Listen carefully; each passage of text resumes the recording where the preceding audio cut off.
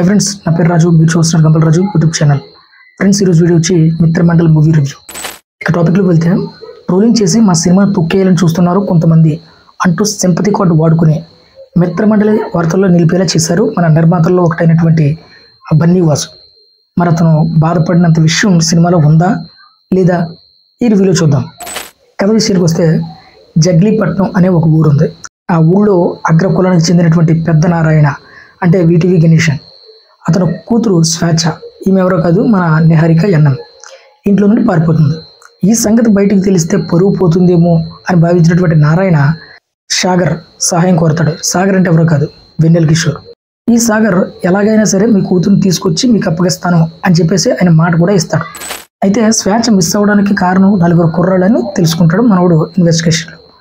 ఆ నలుగురు స్నేహితులు ఎవరో కాదు, ప్రియదర్శి, రాగమయూర్, విష్ణు, అలాగే ప్రశాంత్ బెహ్రా. అసలు ఆ నలుగురు స్నేహితులు ఎవరు? సాగర్ స్వేచ్ఛని ఆమె తండ్రి అయినటువంటి నారాయణ వద్దకు చేర్చాడా? అసలు ఆమె ఇంట్లో నుండి ఎందుకు వెళ్ళిపోతుంది? నారాయణ స్వేచ్ఛను తీసుకెళ్ళినటువంటి ఆ నలుగురు ఏం చేశారు అనేదే ఈ ప్రశ్నలకు సమాధానమే మిగిలిన సినిమా. ఇంకా విశ్లేషణలోకి వెళ్తే, ట్రైలర్ చూసిన వారు ఎవరైనా సరే ఈ సినిమాలో కథ పెద్దగా ఉండదు అని చాలా సింపుల్గా తెలిసిపోద్ది. ఎందుకంటే చాలా వరకు కథను ట్రైలర్లో చెప్పేశారు. ఇంకొంచెం పచ్చిగా చెప్పాలంటే, సినిమాలో కథ లేదు అని కూడా ట్రైలర్ చూసిన వాళ్ళకు కూడా కొంచెం క్లారిటీ వచ్చేస్తుంది. అయినప్పటికీ సరే, దర్శకుడు సినిమా స్టార్టింగ్లోనే మా సినిమాలో కథ ఏమీ లేదు అని మళ్ళీ గుర్తు చేశాడు. అది సేఫ్గానే అనుకోవాలి. అలాగే కామెడీ సినిమాలో కథ ఆశించడం తప్పు అనే కామన్ సెన్స్ కూడా ఆడియన్స్కు ఉంది. జంజాల, ఈవీవి వంటి వాళ్ళు కూడా ఈ పాఠాన్ని ఆడియన్స్కు ఎప్పుడూ నేర్పేశారు. సో దర్శకుల కథ గురించి ఆడియన్స్ ప్రిపేర్ చేయనవసరం కూడా లేదు. అయితే ఇక్కడ దర్శకుడు మంచి ట్రిక్ ప్లే చేశాడు.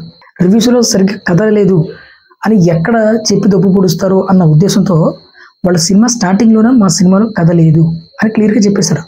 సో దీని ఉద్దేశం ఏంటంటే, మా సినిమాలో కథే లేదు అని మేము ముందు నుంచి చెప్తున్నాం అని డిఫెండ్ చేసుకోవడానికి ఇది ఒక చిన్న ట్రిక్ అవ్వచ్చు.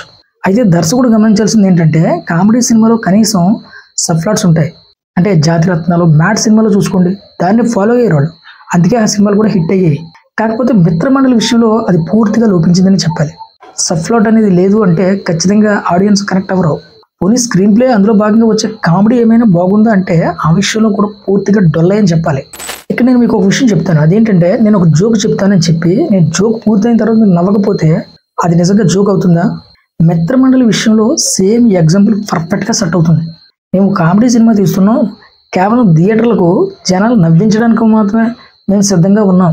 సో నవ్వుకోవాలి, ఎంజాయ్ చేయాలి అనుకున్న వాళ్ళు మాత్రమే రండి అంటూ నిర్మాత బన్నీ వాసు చెప్పడంతో ఆడియన్స్ కూడా ప్రిపేర్ అయ్యి వెళ్ళారు. ఇదే నేను కూడా. కానీ ఒక్క సీన్ కూడా నవ్వుకునేలా సినిమాలు లేదంటే ఒకసారి ఆలోచించండి. ఓపెనింగ్ సీన్ నుండి ఆడియన్ మైండ్లో ఒకటే రన్ అవుతుంది, ఏంట్రా ఈ సూది ఎప్పుడవుతుందిరా అనిపిస్తుంది అనమాట. కథనం, కామెడీ అన్నీ తెలిపోయాయి. ఇక ఇవన్నీ తెలిపోయినప్పుడు టెక్నికల్ టీం అయితే మాత్రం ఏం చేస్తారు చెప్పండి?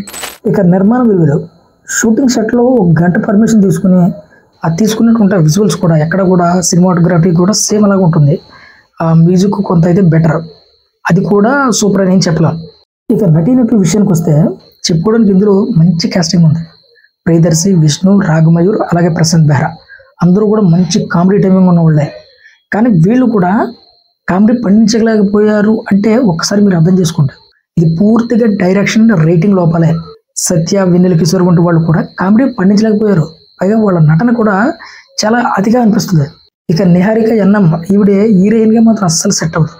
క్లోజప్ షాట్స్ చూస్తే ఈమె సైడ్ క్యారెక్టర్ అనిపిస్తుంది అన్నమాట. బిగ్ స్క్రీన్లో ఆవిడ హీరోయిన్గా చూడడానికి ఆడియన్స్ చాలా ఇబ్బంది పడతారు కూడా. పైగా చాలా ఓవర్గా ఉంటుంది ఆవిడ క్యారెక్టర్ అంతా కూడా.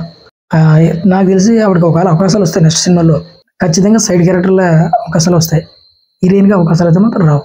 ఈ విషయంలో డౌట్ కూడా అవసరం లేదు. ఈ సినిమాలో ప్లస్ పాయింట్స్ విషయానికి వస్తే మంచి కాస్టింగ్ అంత బాగానే ఉంటుంది. అలాగే కొంతవరకు మ్యూజిక్ కూడా కొంచెం పర్లేదు. ఇక మైనస్ విషయానికి వస్తే డైరెక్షన్, ఇక రైటింగ్, నిర్మాణ విలువలు ఇవన్నీ కూడా లోపాలే. ఇక మొత్తంగా చూసుకుంటే మిత్రమండలి చూసిన వాడు సత్యమండలి అంటాడు అనమాట. ఇక ఈ సినిమాకి మీరు ఇచ్చే రేటింగ్ ఏంటి అంటారా? సినిమాకి రేటింగ్ ఇచ్చి ఆ సినిమాని చంపడం నా ఉద్దేశం కాదు, కాబట్టి నేను రేటింగ్ అంటే ఇవ్వదలుచుకోలేదు. నేనైతే రేటింగ్స్ ఇవ్వను. నాకైతే పెద్ద ఏం అనిపించలేదు. బట్ మీరు మాత్రం ఖచ్చితంగా థియేటర్కి వెళ్ళి సినిమా చూడండి. ఏమైనా నచ్చితే నచ్చొచ్చు మీకు, అంటే ఏదో టైంపాస్ చేయొద్దాం అనుకున్న వాళ్ళు ఖచ్చితంగా వెళ్ళండి.